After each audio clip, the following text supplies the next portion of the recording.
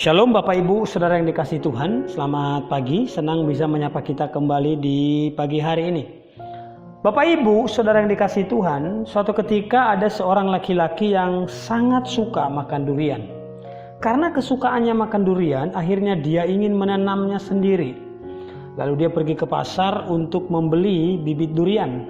Tapi apa yang terjadi ketika dia sampai di pasar, dia tidak menemukan bibit durian, yang ada hanyalah bibit jengkol. Karena yang ada hanya bibit jengkol, akhirnya dia membeli bibit jengkol itu dan berharap suatu ketika bibit jengkol itu berubah jadi pohon durian. Dia mengambil bibit jengkol itu sambil berdoa dengan suara keras. Dia berkata, "Meskipun yang saya tanam hari ini bibit jengkol, tapi saya percaya dengan iman buahnya nanti pasti buah durian." Dia tiap hari mendoakan bibit jengkol itu, berpuasa, sampai akhirnya tumbuhlah bibit jengkol itu menjadi besar. Dan singkat cerita, tibalah waktunya untuk panen. Dia mulai mendekati pohon jengkol itu dan mengulangi doa yang sama. "Meskipun yang saya lihat pohon jengkol, tapi saya percaya rasanya pasti rasa durian." Dia mulai memanennya, dan apa yang terjadi? Ternyata ketika dia membuka jengkol itu, rasanya tetap rasa jengkol, bukan rasa durian.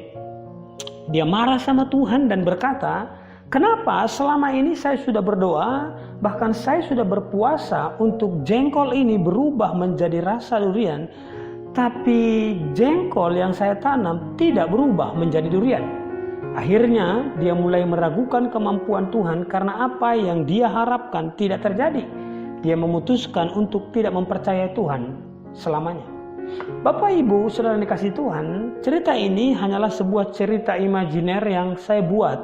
Tetapi tanpa kita sadari, pengalaman inilah yang sering menjadi pengalaman pribadi kita.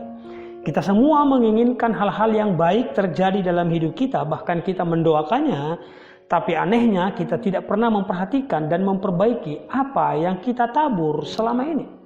Dalam Galatia pasal 6 ayat 7 dikatakan begini Bapak Ibu, "Jangan sesat, Allah tidak membiarkan dirinya dipermainkan, karena apa yang ditabur orang itu juga yang akan dituainya."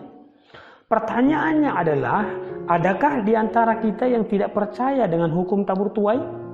Mengapa tabur tuai disebut sebagai hukum? Disebut sebagai hukum karena hal ini berlaku untuk semua orang tanpa pandang bulu. Hukum di mana-mana selalu berlaku bagi siapa saja.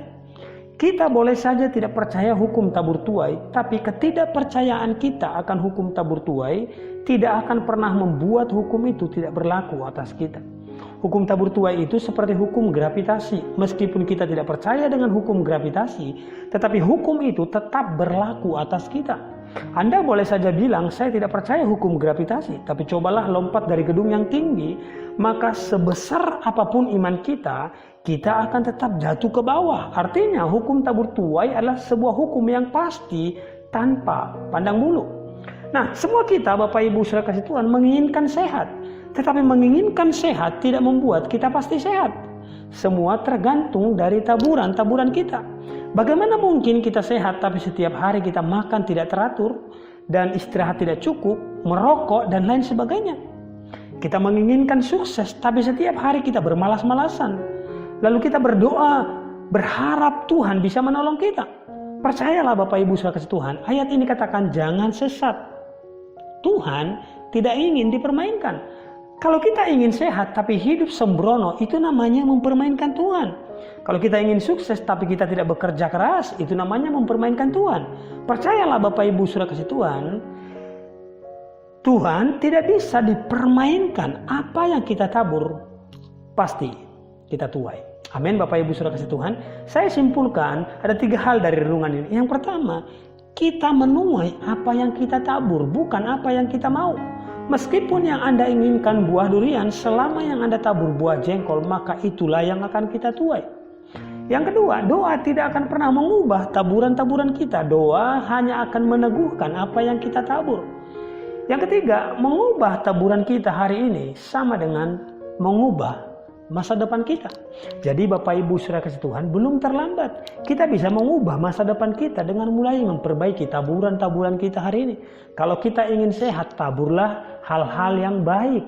Kalau kita ingin sukses, taburlah hal-hal yang baik untuk kita mencapai sukses. Bahkan semua hal lainnya, semua ditentukan oleh taburan-taburan kita di hari ini. Amin. Bapak Ibu Saudara kasih Tuhan, demikian kebenaran firman Tuhan. Semoga memberkati kita. God bless you.